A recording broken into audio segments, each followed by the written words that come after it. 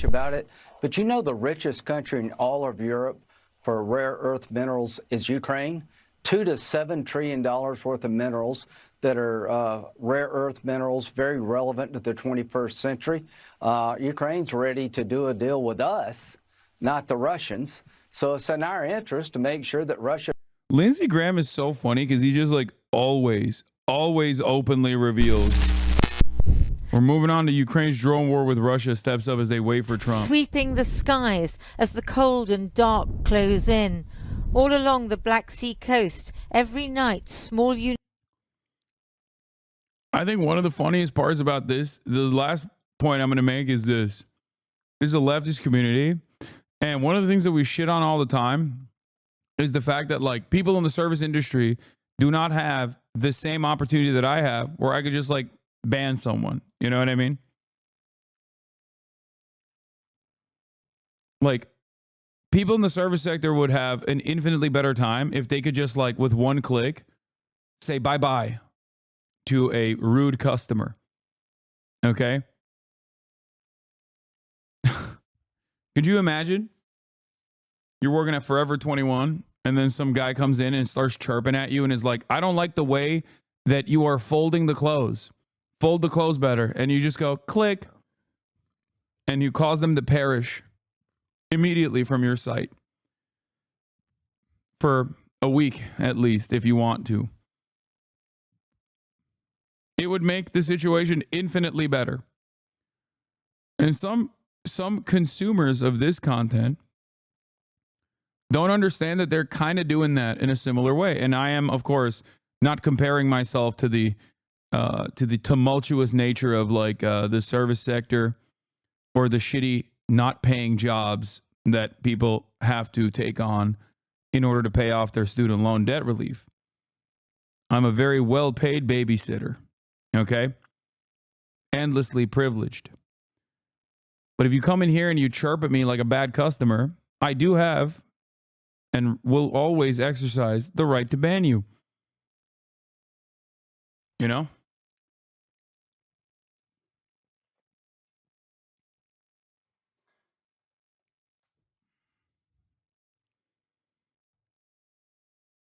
Units of Ukrainian soldiers are searching for Russian drones.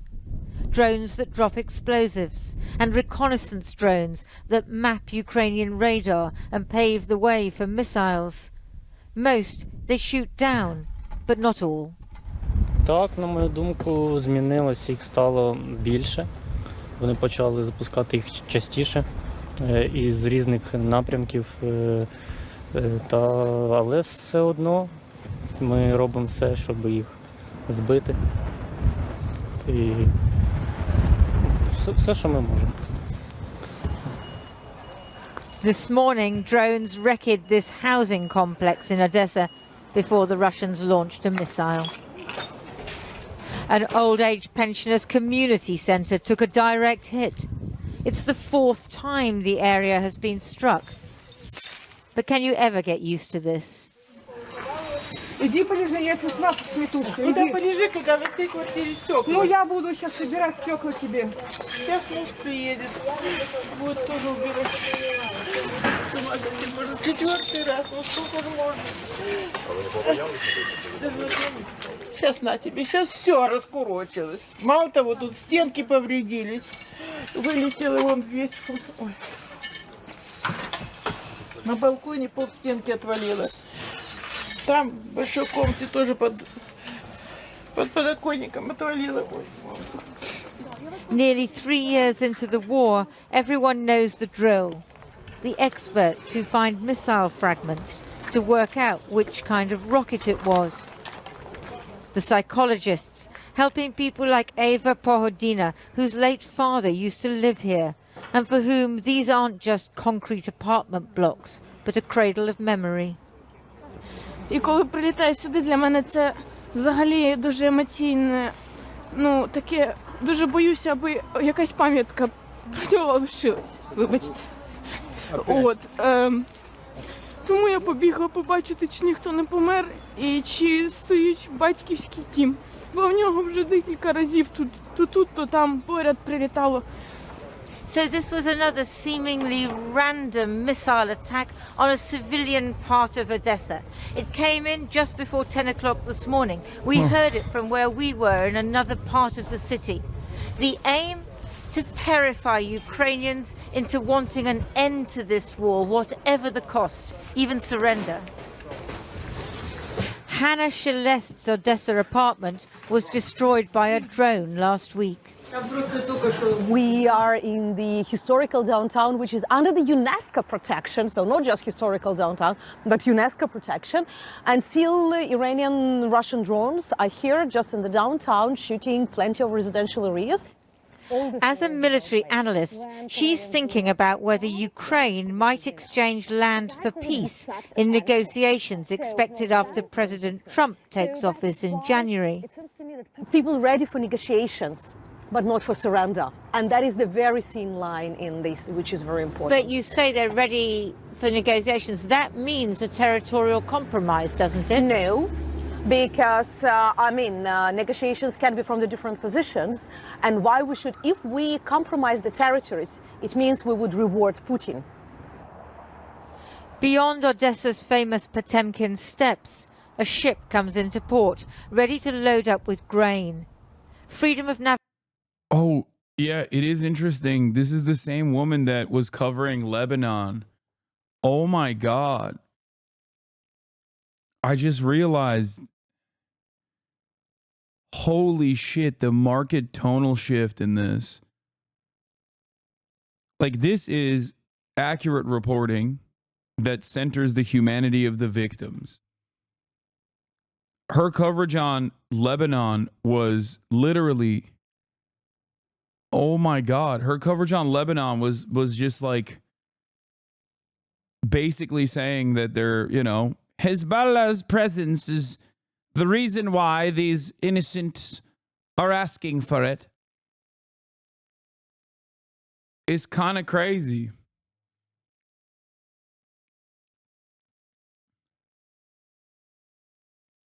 Like, can you imagine her being like, well, the Ukrainian forces have routinely fought against the Russians that have a valid security interest in the region.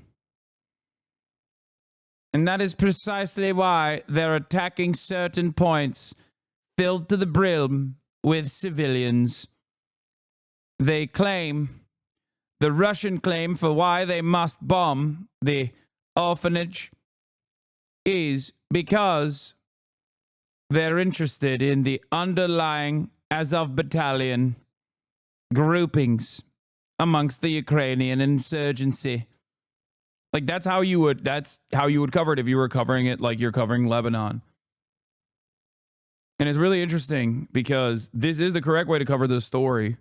This is the correct way to cover this atrocity, by centering the human civilian victims in the process. And yet, her analysis on Lebanon was quite different. Navigation is one of Ukraine's military achievements. They've forced back the Russian Black Sea Fleet. But on land, day by day, Russia is advancing.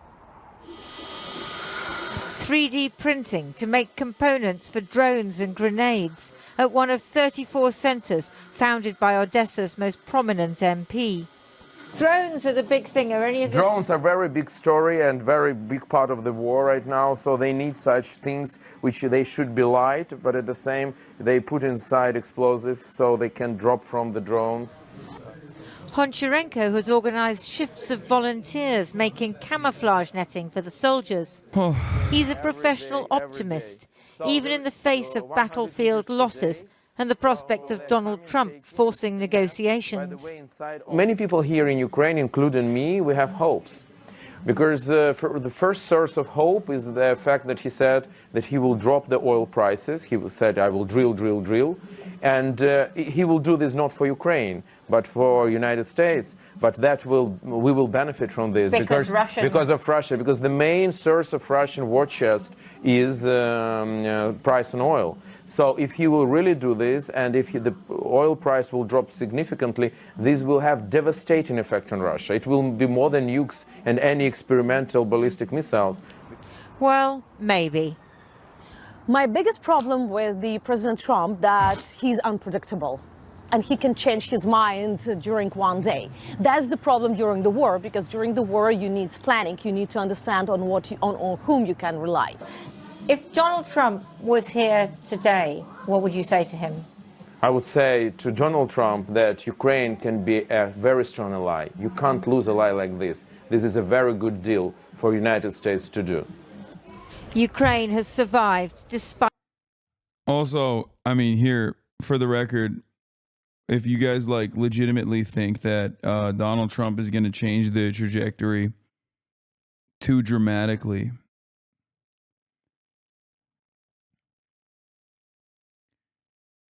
here's his pick.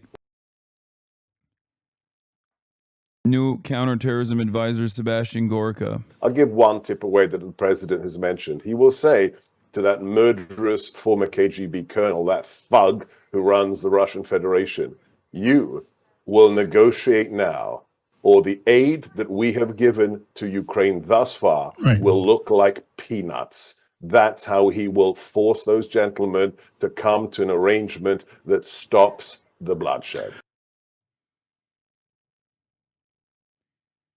The alpha males are back. The Vitesse Rend is back.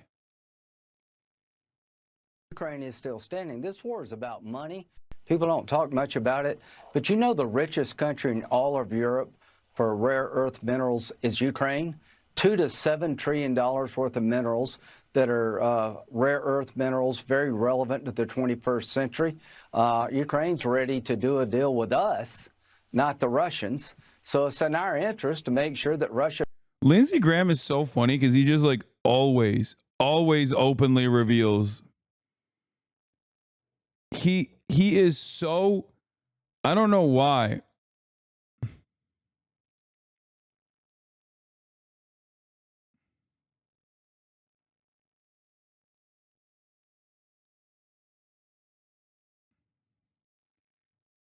It's crazy. He just spills every time. Take over the place. It's the breadbasket of really the developing world. 50% of all the food going to Africa comes out of Ukraine. We can make money and have an economic relationship with Ukraine that'd be very beneficial to us with peace. So Donald Trump's going to do a deal to get our money back, to enrich ourselves with rare earth minerals, a good deal for Ukraine and us. And he's going to bring peace. And Biden's been a disaster when it comes to containing bad guys. Chuck Dies, thank you for the 25 good to subs.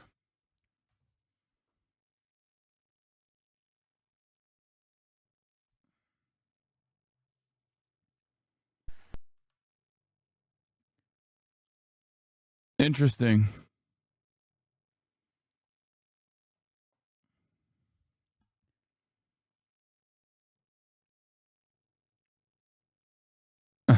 Lindsey G has two speeds. I am Israel High or Islava Ukraine. He also said it cost us 3% of our budget to greatly weaken our adversary. Yes, he did. He openly stated, and alongside many other congresspersons, even on the Democratic Party side as well, that have said similar things, that Ukraine was a fantastic return on investment. For 5% of the military budget, we get to weaken our foreign adversaries' military by 50%. Some of those numbers are disputed. Without losing a single American soldier in the process.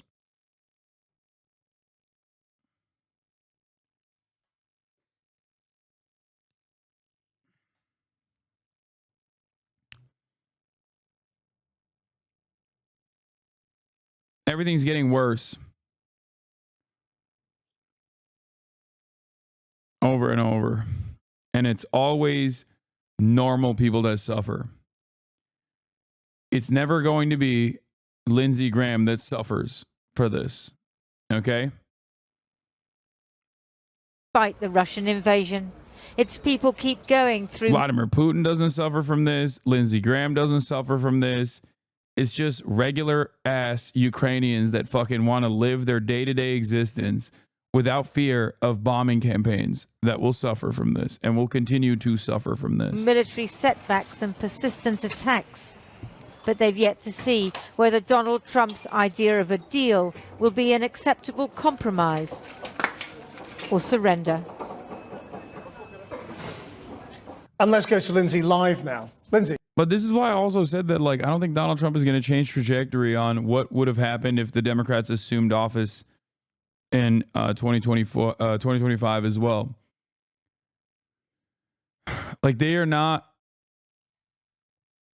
like, this doesn't, if Ukraine is forced to the table, it is a direct consequence of what happened on the battlefield, because of most likely because of the fact that Daddy DeFranco, after this vid, please I beg. Wait, what? Why? What is happening?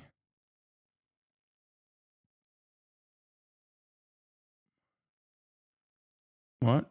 Hey, Ed HasanAbi, are you going to ever address the relentless harassment you and your community unleashed on me for the last 6 months? What?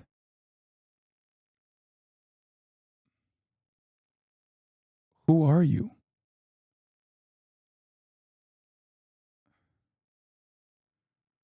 Hey, Hasan, you forgot to Zelle the money you owe me? What?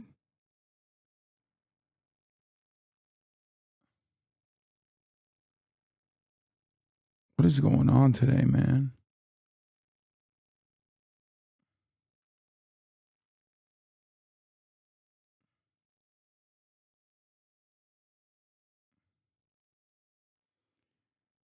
Ay, ay, ay. Everybody stop adding this person. I just want to know what they're trying to say. But I have no idea what.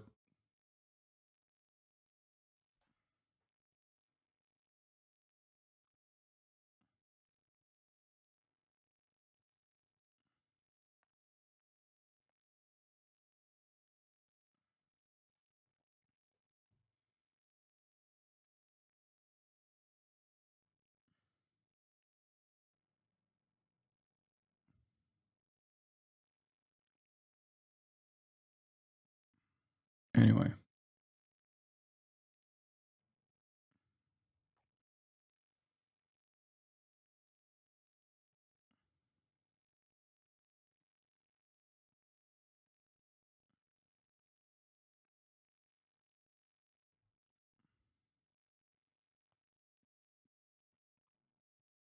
Hey, Hasan, are you going to ever address the relentless harassment towards your starving gaming chatters? I've been gaming nonstop for the past couple of days.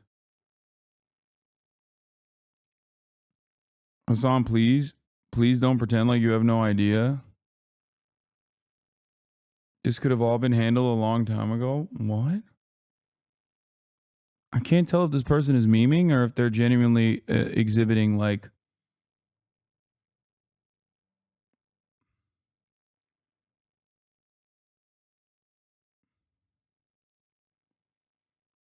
chatter. I do not know you.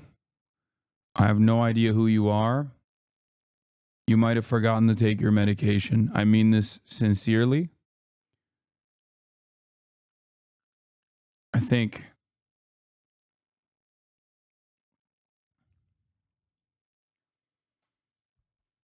you should.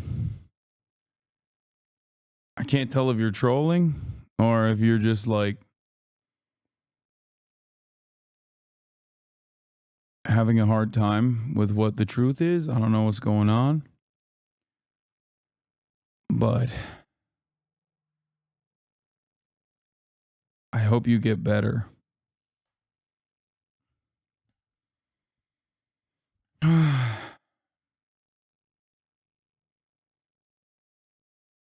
right. I'm not trolling at all. Okay, then say what you think happened.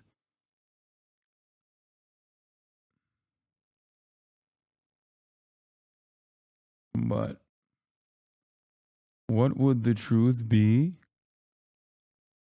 What? I don't know. I have no idea who you are. You're a random chatter. I don't know what you think. I don't know what's going on in your head.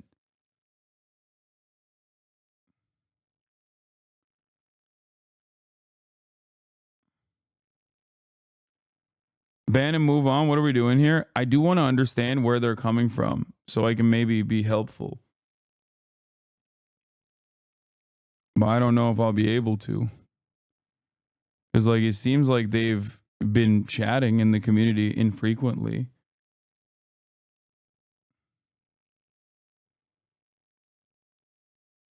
But I think that this is probably someone who thinks they're being gang stalked by me or something.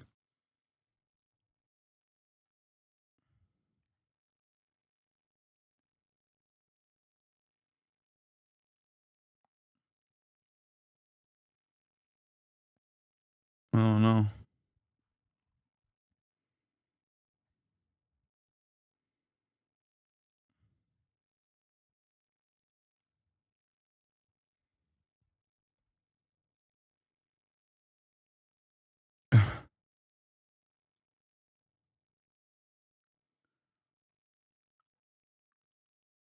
Have you ever opened my chat logs? I'm gonna sue your ass.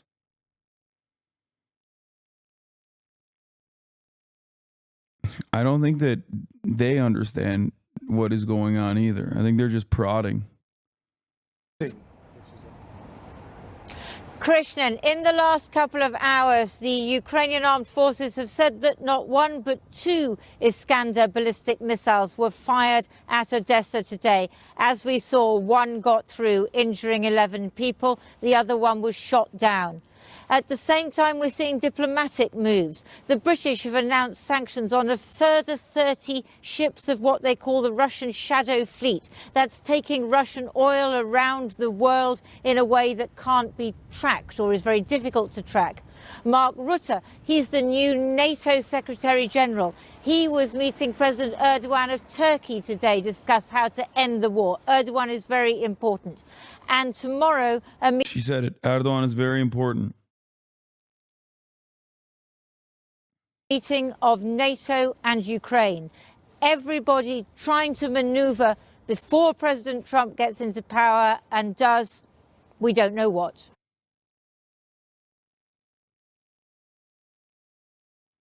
The world we're living. Oh, here's Joe Rogan's controversy. He found himself in hot water. Let's see. Living in now, and that's LA, and that's New York, and that's a lot of places that got fucked up by incompetent people. I don't know. I just feel safer knowing, like, pull this microphone with your face. I feel safer knowing that Trump is in office. I do too. Dude, who is this guy? Who is this guy?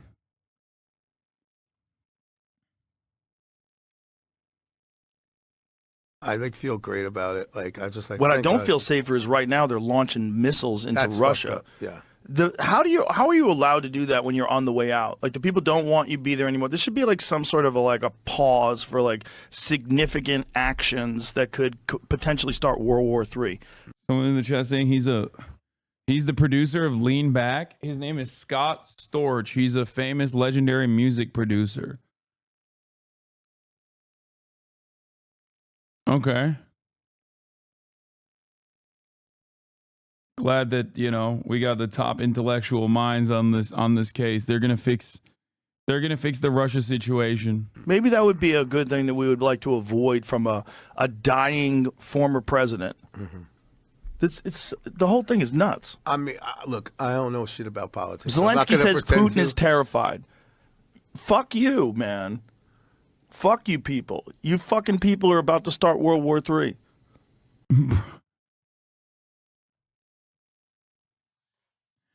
Like, people say I'm pro-Russia for my criticisms of some of the actions that Ukraine has taken on in this process, but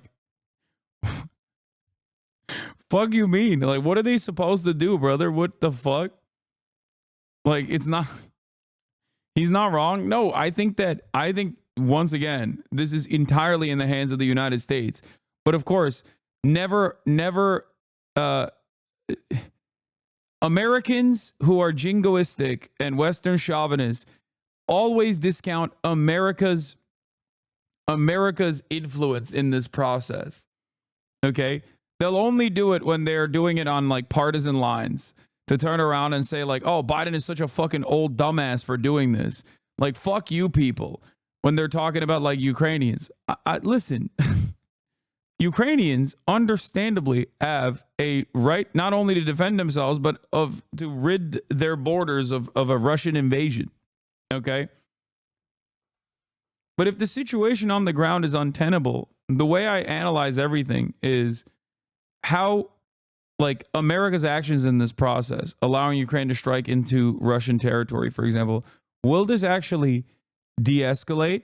Will this actually be able to give Ukraine more of an opportunity to push back the Russian annexation, or will it not? I don't think it's I don't think it's the Ukrainian people's fault, man. I feel like there's a more responsible party here, you know? Yeah, it's crazy. Russia fired a missile today. They fired an intercontinental ballistic missile for the first time ever. It's the first time one of those has ever been used.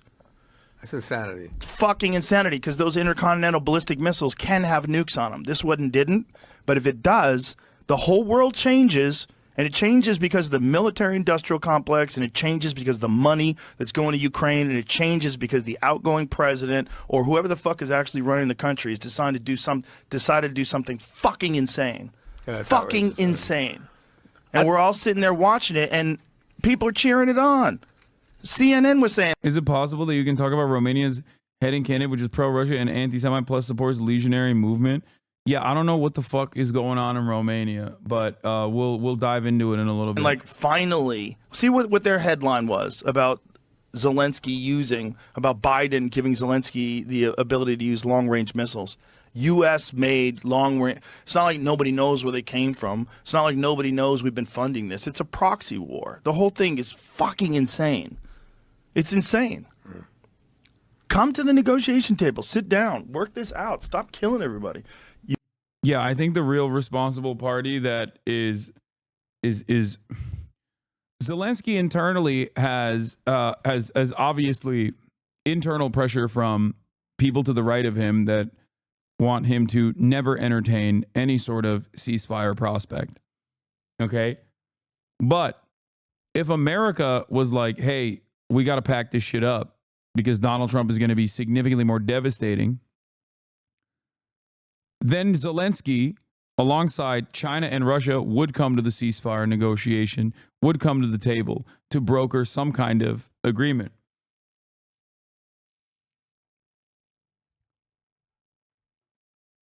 The issue still, I think, the problem still here is America's involvement. That they don't give a shit. They don't give a shit about Ukrainian emancipation. They don't give a shit about like Ukrainians not dying. And I'm willing to bet that they don't even care if Ukraine gets fucking nuked. That's a dangerous prospect. It's something that I noticed early on when, like I said, John Kirby very clearly was like, yeah, if they use a nuke, it's going to be a baby nuke. Wait, what? You're a horrible person. Fuck you. That's all they said? I unbanned them. I don't think this person is going to actually respond with what, took place in their minds, at least. That's crazy. Why'd you ban? I unbanned them because I want to see what the fuck they have to say so that I can be helpful. But I think the mods did the right thing by banning them, specifically because they're not helping themselves. I think they're just mentally ill.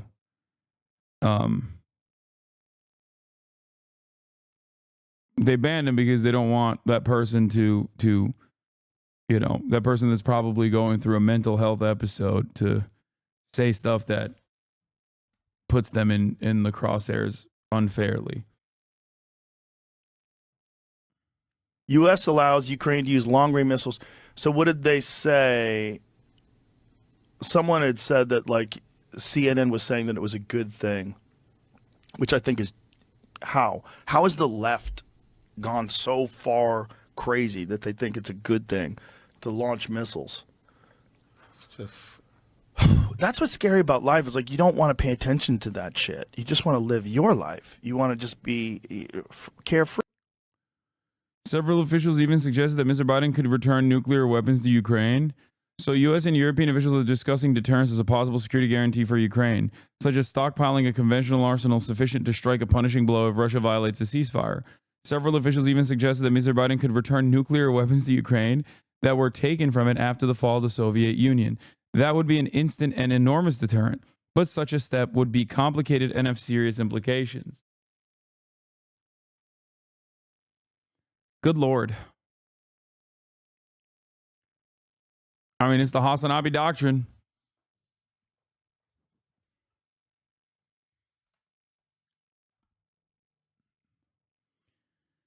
Holy moly. What a terrifying prospect for the future.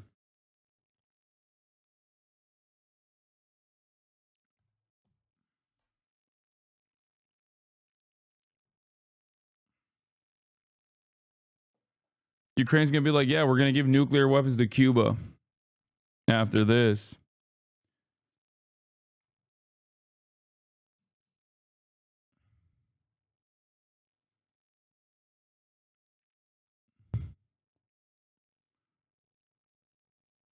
I feel like this might not be the best time to offer Ukraine nuclear weapons, but I don't know. You know, when you got a third of the country under permanent annexation by Russian forces. Free and have fun and do the thing that you're passionate about. And meanwhile, the world is burning. And you you're can't just do hoping anything it doesn't about it. get It's like, you. at that high level, it's like there's nothing. Well, we can. We voted Trump in, and Yeah, his idea is to stop all this shit, and hopefully he can do that. Yeah. But, you know, man, fuck. We got 60 more days until Trump gets in, or whatever it is. How many days is it, Jamie? But who knows? Maybe once it gets in, they'll ramp it up. Who knows? Maybe they'll sabotage his administration. That's what's even more scary. Yeah. They'll sabotage his administration. Yeah. Like, Trump is a Mr. Peace. He's Mr. Peace, and they're just gonna sabotage his best interest here. People don't want him in power. And the people that are in power don't want to leave power, and they'll try every way they can to keep it. 60 days from today. All right. On the news. 60 days. Keep your fingers crossed. Yeah. Just hope Putin understands what's going on as well, and Zelensky doesn't do anything stupid. But saying that Putin's terrified, God damn it. It's like you're trying to like tug the tail of a fucking sleeping dragon. Dragons. Yeah. Also, Zelensky, can I get a drug test? Wait, what? I think Klitschko, didn't he? Oh, here it is. Vladimir Joe Klitschko calls Joe a Putin apologist over Ukraine comments. I listened to your latest podcast. I'm sending you this video to let you know that I disagree. Dude, I'm not gonna lie. It's so funny that everyone is right wing. Like, virtually every side of this is just like right wing guys yelling at one another. Every corner of the planet is just like filled to the brim with reactionary people. And now they've gotten so much power and they're fighting amongst themselves that they're like eating each other as well. It's so funny. Talk about these American weapons. Like, dude's rocking a 9-line shirt and everything. Like, he's just... Oh my God. Being sent to Ukraine, which you believe will lead to the Third World War. So, let me tell you that you're repeating Russian propaganda.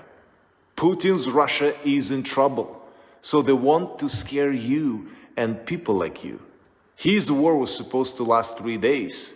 It has lasted 3 years, thanks to the heroism and sacrifice of us Ukrainians. So you're using the only weapon that Putin really intends to use, propaganda.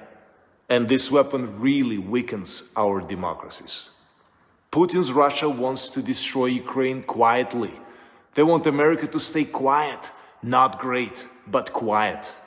A great America is not an America that abandons countries that defend freedom with their lives. In short, you see, I have quite a few points of difference. If you I mean, Russia probably pays Joe. No, dude, he's just a fucking run-of-the-mill dumbass. Like, I think Joe, when he talks about the way he's talking about it is like definitely more spicy than the average person.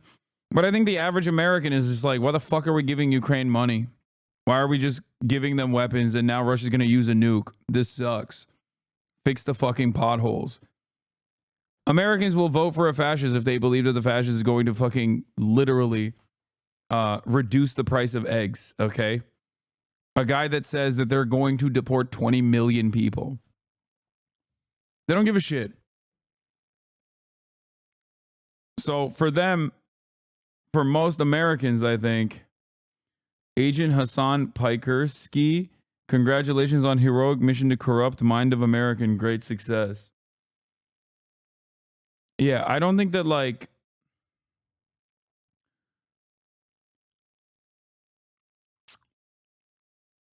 also the war is not popular, especially in Europe. The far right are going on an anti-NATO in their campaign. Yeah, but they're not going to be anti-NATO.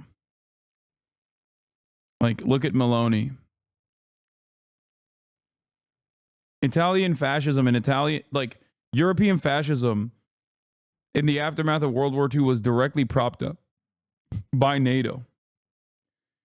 They might engage in somewhat pro-Russian sentiment or say, we got to stop this war, we got to stop this war. But ultimately, they're not going to say no to NATO. And the NATO interest in this is Ukraine keeps pushing back on Russian forces, no matter how many Ukrainians die in the process.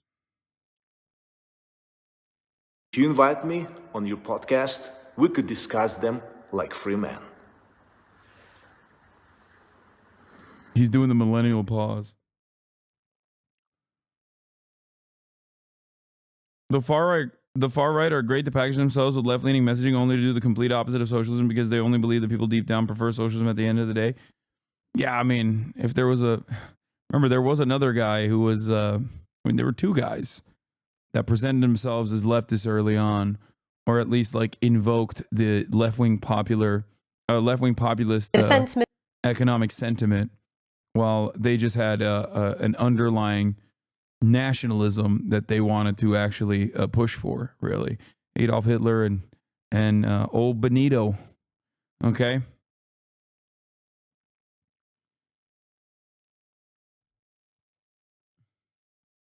He said Benito Mazzulli. Yeah. Ministers from the UK and key EU countries are meeting in Berlin days after Vladimir Putin said Russia had the right to target the military facilities of countries supplying weapons to. Why shouldn't Ukraine strike Russia? My position on this has been the same from the jump, which is that anything that stops the pain, anything that stops the bleeding is good. Okay? That's it. Anything that actually worsens the situation or hardens the conflict is bad.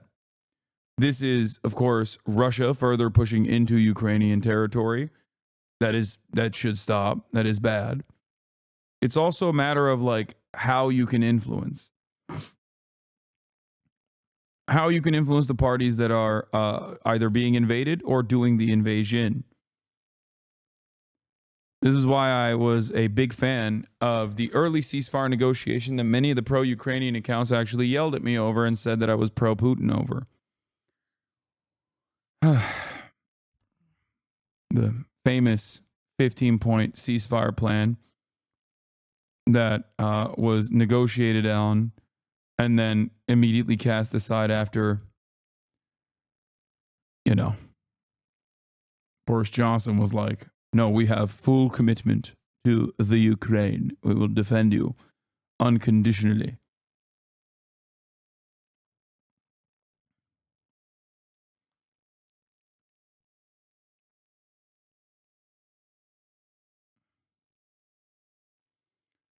What? Your take before the Ukraine-Russia war was good for peace? What do you mean? Yes, but don't you think stopping the bleeding will encourage Russia to continue this down the line? Putin doesn't seem very willing to make peace without taking more land. I don't even know how they're going to handle the currently annexed territories. But it's a matter of, is there even enough people to engage in this kind of defense? That's the problem. Does Ukraine have enough manpower to be able to continue this war of attrition, which seemingly Russia has more manpower to throw at the problem?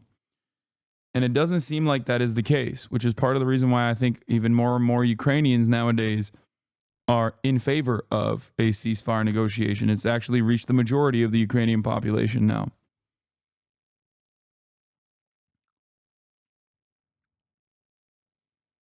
The responsible parties here are China, Russia, Ukraine, and the United States of America in the most reductive terms possible. Obviously, like Western powers like the UK are simply operating at the behest of American State Department interests. I think personally, the way I see it, there were many different exit ramps. I think Ukraine, along with funding, can keep defending themselves. I mean, I don't think you're right. I think you're wrong. I think all evidence points to the contrary. Ukraine's incursion into Kursk was not a resounding success. In that time frame, Russia took more territory. And ultimately, all the weapons that you send, you're wrong. Okay. My point has always been the same. You implement a ceasefire. A lot of people say appeasement. Okay. The opposite of appeasement is more war. If you do a ceasefire and Russia doesn't abide by the standards set by the ceasefire, you've given Ukraine more time and opportunity to recoup and recover and launch a counterattack against Russian invasion. And the situation on the ground doesn't really change all that much. You say Russia hardens their positions, but they already have. They've mined the shit out of eastern Ukraine. Not only that, but also, you're back to square one if the ceasefire negotiations fall apart, or if Russia does not abide by the standards set in this ceasefire process.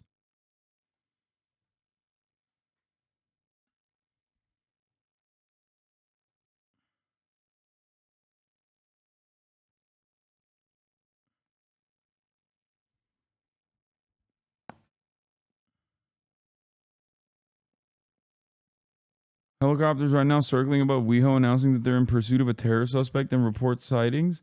They talking about you? Yeah, they're talking about me. Can you explain what China has to do with this? China is a global superpower that is on the side of Russia in this process.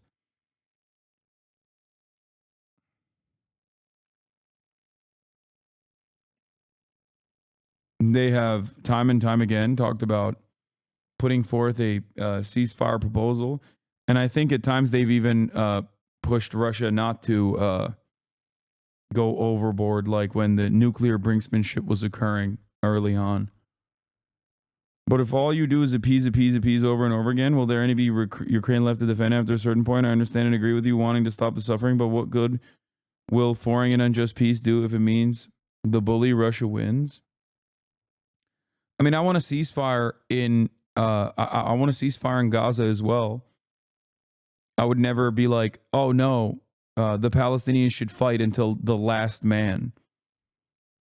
It's the same shit.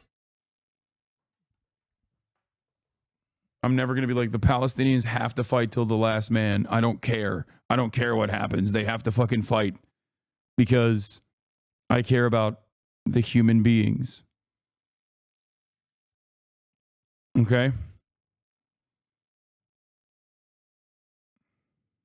That's it. I think that ultimately, even in this process, if there's appeasement and Russia violates the ceasefire, then you're back to square one. To Ukraine. Poland has always insisted Ukraine has every right to use Western-sent missiles against Russia in self-defense.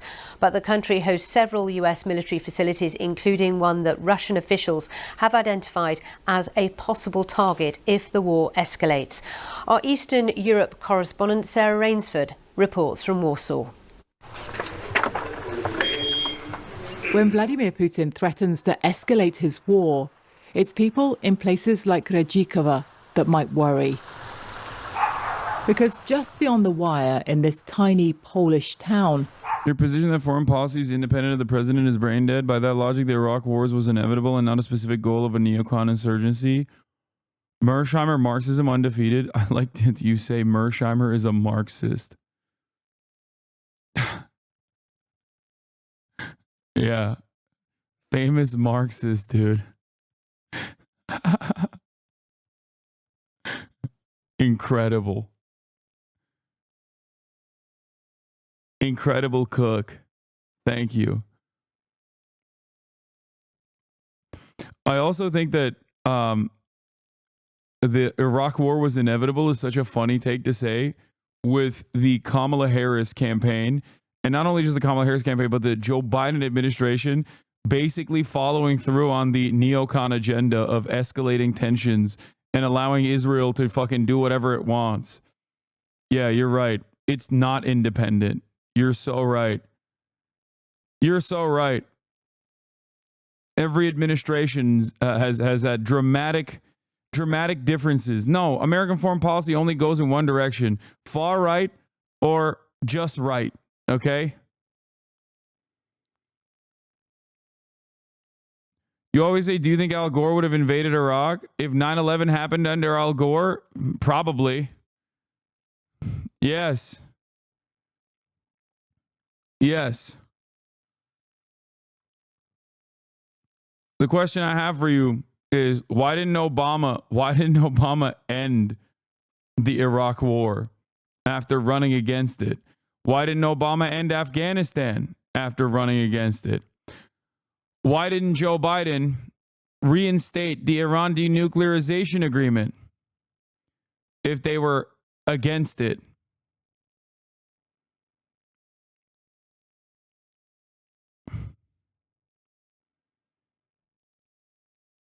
Gitmo's still open. American foreign policy is the same no matter who's in charge. It is uniparty. Why didn't Joe Biden change Trump's direction on the Abraham Accords and instead just reaffirmed his commitment to Donald Trump's severe escalations? You say it massively escalated under Trump. These are inflection points. Look at cruise ship. I just think that American foreign policy is independent of the personal ideology of American leadership and entirely dependent on the material interests of the defense contractors. That's what I think. And I think that because of that, it only goes in one direction. And that is death or more death.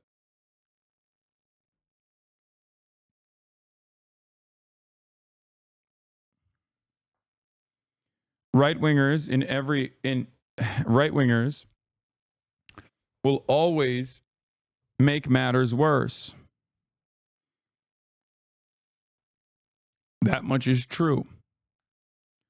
But then when Democrats come back into power, they rarely ever take on the right-wing direction or the more military escalation direction. They just normalize that as though it's the standard. All of this is coming from the fact that you also personally think Donald Trump is going to change trajectory on Ukraine. And I say, if that happens, it would have happened under the Democratic leadership as well. Because I believe that it is entirely determined on the battlefield. I don't think that Trump individually has a different perspective. He did change trajectory on North Korea. No, he didn't. No, he didn't do he allowed the South Korean and North Korean government to deal with it on their own. It was not all that significant for American foreign policy interests. So he just let them cook. And it didn't matter at the end of the day because look at the situation now.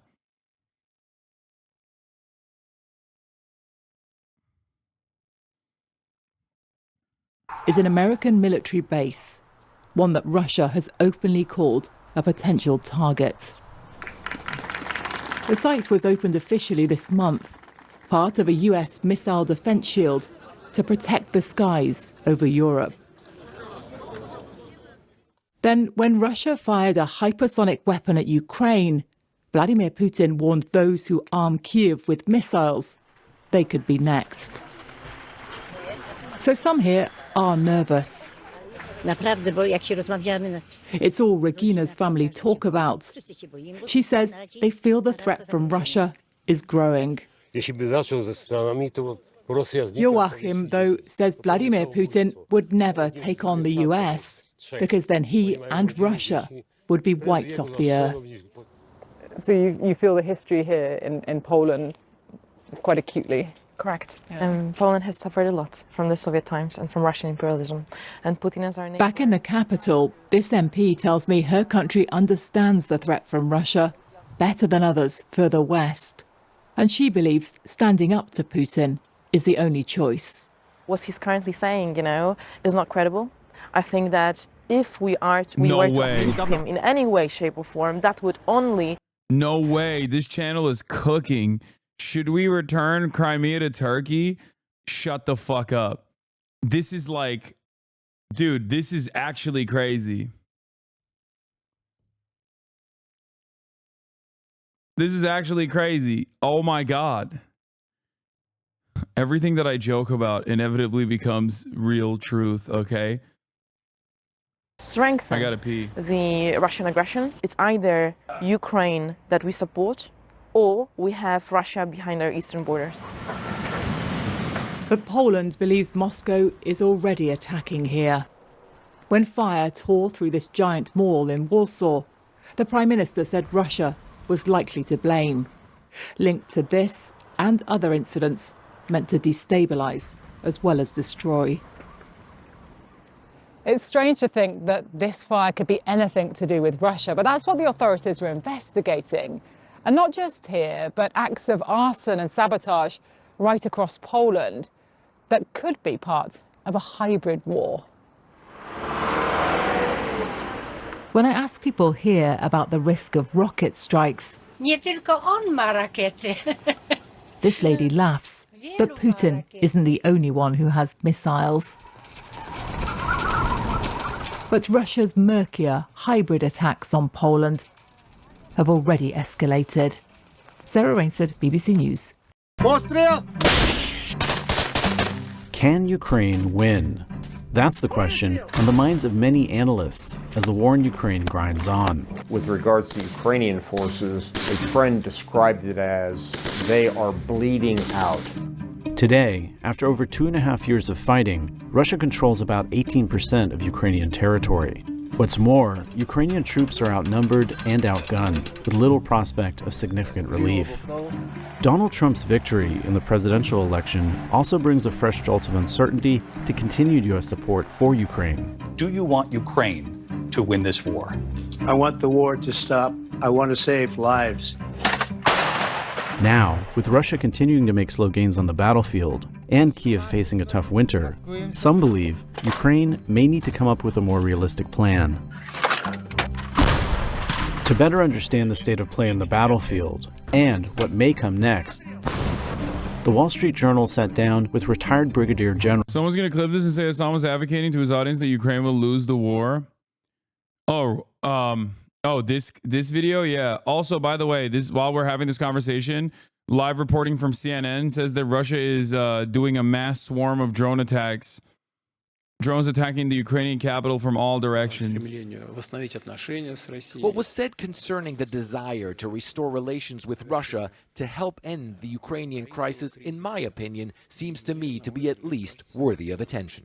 And tonight, Aaron, more threats coming from the Russians. A senior Russian lawmaker coming out and saying that that big missile that the Russians launched at Ukraine shows what he calls the inevitability of retaliation should things escalate further here in this region. Russian Deputy Foreign Minister also coming out and saying that Russia has security interests. We're going to talk about the situation in Romania. It's just like we haven't even been able to get to that because I think this is important. General Mark Kimmett. Before we talk about the battlefield, it might be helpful to put the battlefield in perspective. Ukraine is much, much larger.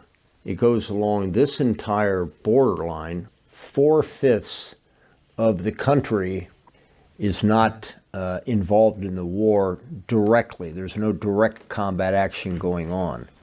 The Russians right now are focused, as a main effort, is up in the Donetsk and Luhansk. They're trying to, of course, continue to push to the east, but there are also two other areas of interest. This area around Sumy is the area that people now know as the Kursk salient, where the Ukrainians made an attack into Russia proper, trying to pull off significant amount of forces from the front lines. According to General Kimmett, the Kursk salient attack wasn't just the most effective move Ukraine made within the past year. It was also a significant propaganda victory for the Ukrainians. I think it was like, I don't understand, especially because in the process, they literally lost more Ukrainian territory.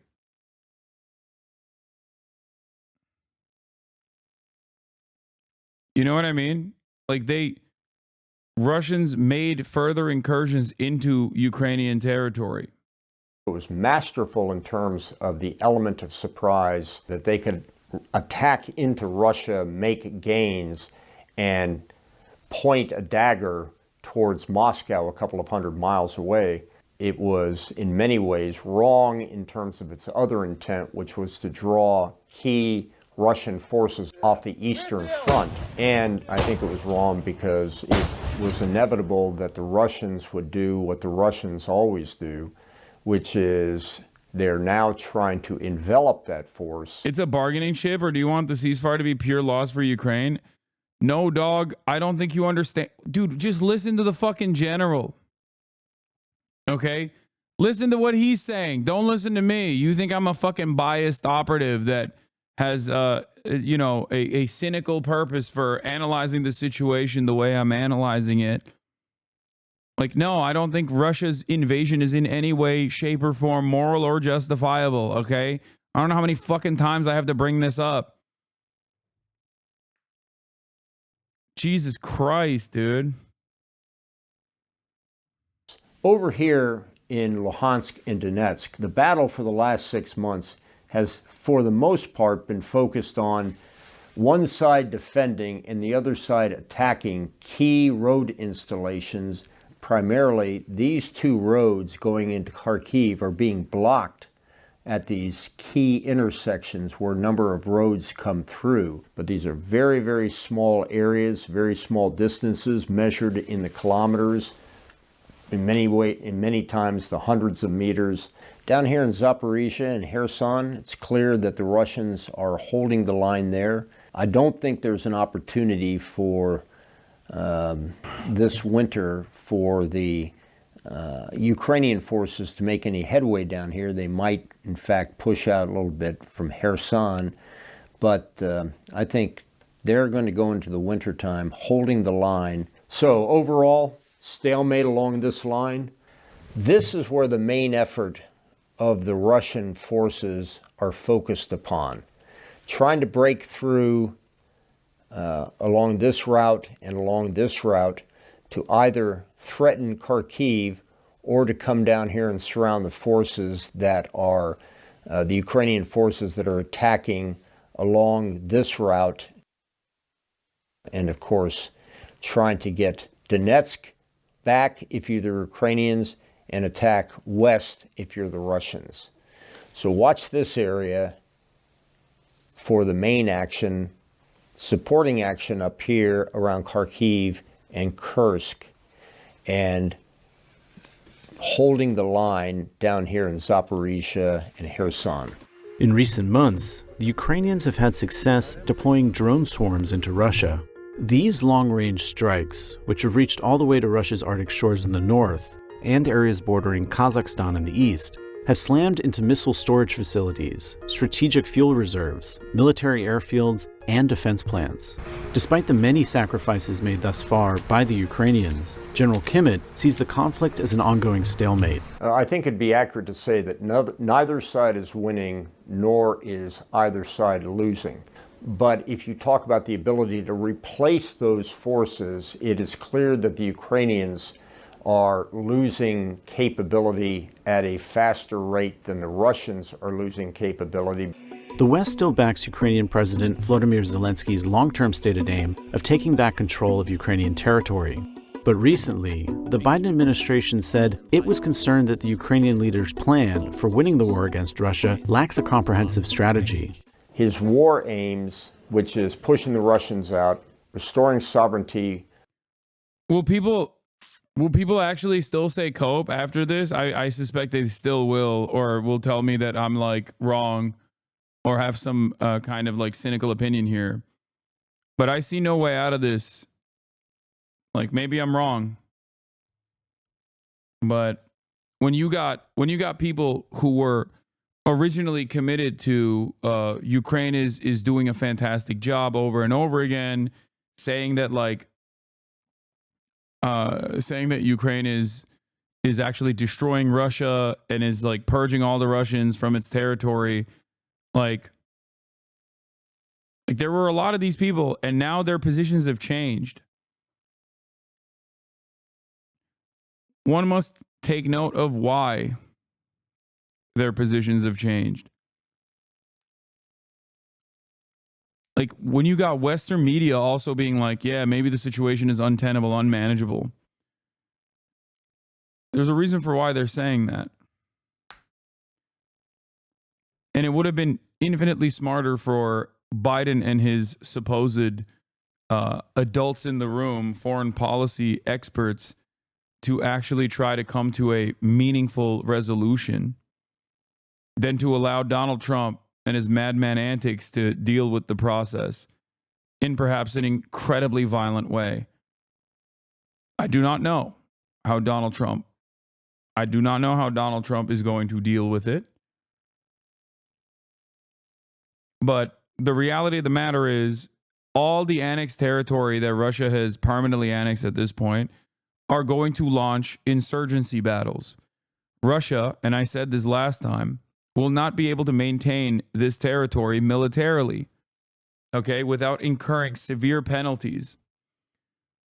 So it's not even in the long-term interest of Russia to be able to control this area regardless. I don't think they can. And for the record, before people say, what about Crimea? That's why I always talk about the difference between Crimea, how Crimea was annexed, and the historical relevance of Crimea for Russia, and the strategic importance of the military base of Sevastopol in Crimea, and how it was already loaned out to the Russian military regardless. Okay? Russia maintaining Crimea as a part of Russian soil and officially and permanently annexing it is entirely different than Russia trying to do so in even LPR and DPR.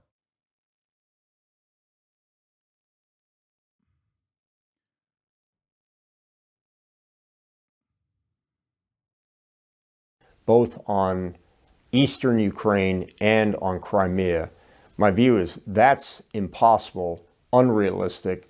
The lack of progress on the battlefield has led some European diplomats to question the feasibility of Zelensky's war aims. The expense to the European economies to provide weapons and equipment is starting to bite.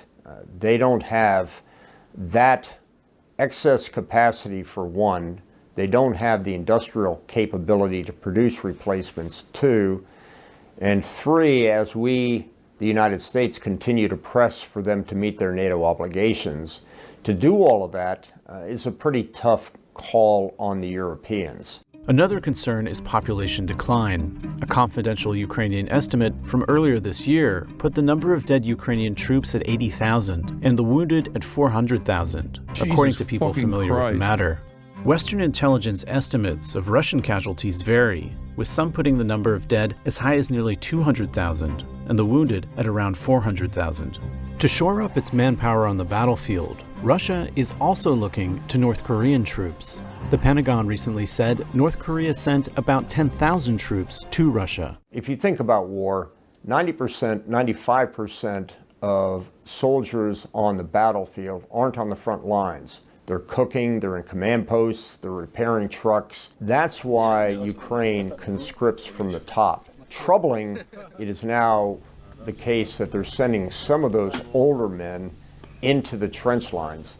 It's clear that Zelensky wants to protect the 18 to 25-year-old cohort because that's the future of Ukraine, both in available military if necessary, but really to rebuild the post-war economy that will come. Unfortunately, many of those are defecting or deserting. So in my mind, Zelensky's got a personnel issue, not only in terms of sheer numbers, but also in terms of support for the war among the military. Another important factor is the new U.S. president-elect, Donald Trump. Trump has vowed to end the war quickly. I think Zelensky is maybe the greatest salesman of any politician that's ever lived. Every time he comes to our country, he walks away with $60 billion. Like, I think that's just Donald Trump leaning into the audience, being a room reader. I don't think that is effectively him saying he's going to fucking leave Ukraine entirely defenseless. Like, I don't think that that's what that means at all. A lot of people hear that and they go, oh my God, he's going to give no more weapons to Ukraine. If that was the case, and if he was so fucking personally invested in Vladimir Putin and his success and his influence over Ukraine, he quite literally would have, when he was president, refused to send weapons. The only time he tried to go against Congress was when he got impeached for a perfect phone call, when he called up the Ukrainian officials and said, give me some dirt on Hunter Biden and Joe Biden, or else I will stop the weapons transfers. Outside of that, the Trump administration still very much continued to arm Ukrainian militias, to arm the Ukrainian groups and train them as well. If Donald Trump was if Donald Trump was having sex with Vladimir Putin in the way that a lot of people presented, he would not have done that. Like, he would have stopped it. He would have tried to interfere in the affairs of the State Department and their interest in Ukraine.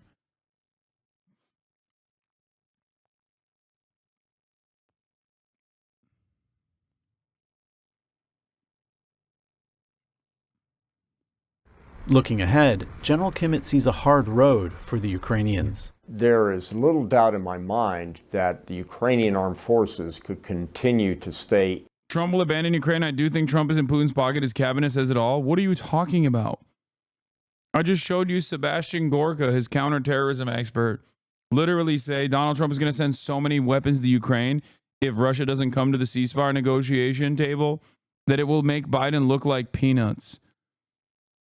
Donald Trump's cabinet picks say the exact opposite. He has a bunch of hawks, including Marco Rubio and many others that are tasked with, that have very openly talked about continuing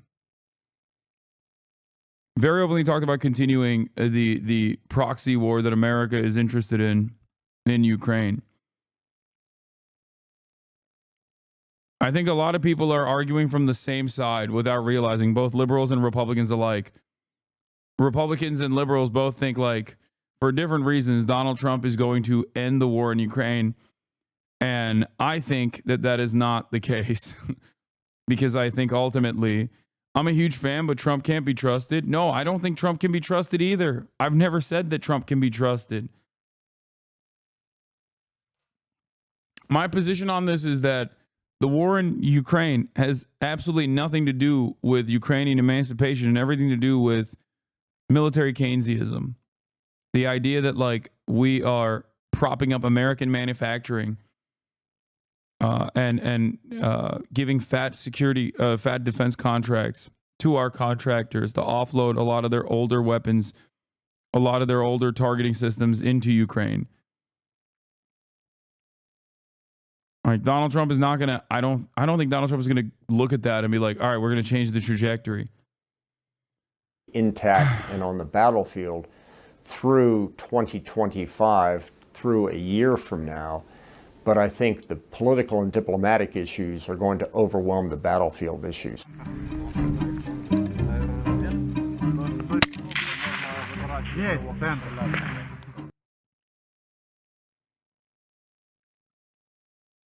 This is from Financial Times.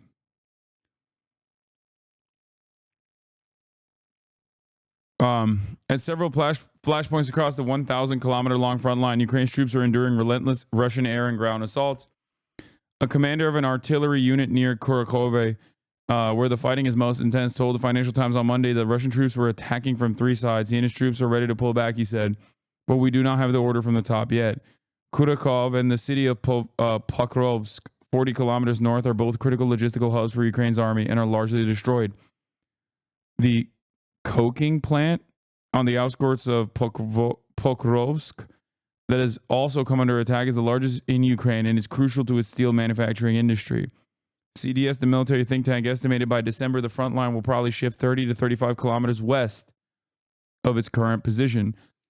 Major General Dmytro Marchenko last month said that the Eastern Front was crumbling owing to shortages of ammunition and manpower. People are very exhausted. They simply cannot hold the fronts they are on.